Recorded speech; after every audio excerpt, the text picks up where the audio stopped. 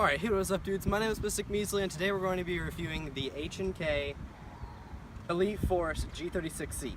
I didn't buy this, it is not mine, it is DBD Osprey's or Seth's, but it is very tough polymer, so it's a nice plastic. It has full metal gears, full metal barrel, it is at 350 FPS with .2s, it can be semi, 2-round burst, or fully automatic.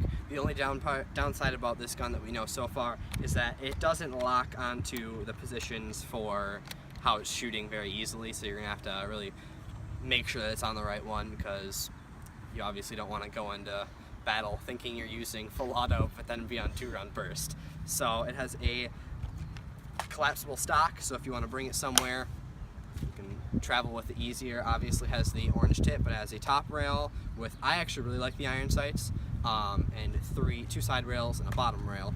It has a 400 round magazine, full cap, or high cap, not full cap. It is compatible with other G36 mags, G36C. Seth had his old G36 and he bought these extra mags. It didn't fit his gun, but they fit this gun. What's this one called again, Seth? Flash mag. Flash mag. You pull and boom, fully loaded. It can shoot accurately with full burst and semi at 150 feet. We will be showing you that right now.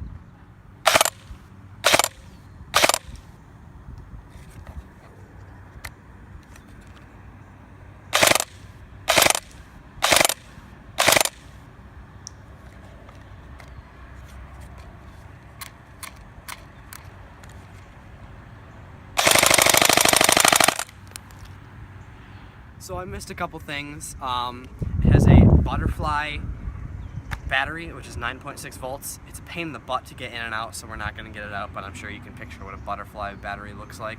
It also comes with a, where'd it go? Unjamming rod, so if stuff gets jammed, boom, pull it out and you're good to go. It also has adjustable hop up, so if you want to hit those people at 500 feet, you can. Maybe not. I don't know. We haven't messed with the hop up yet. But that's all. Thank you guys so much for watching. My name is Mr. Measly, and I'll see you guys in the next video.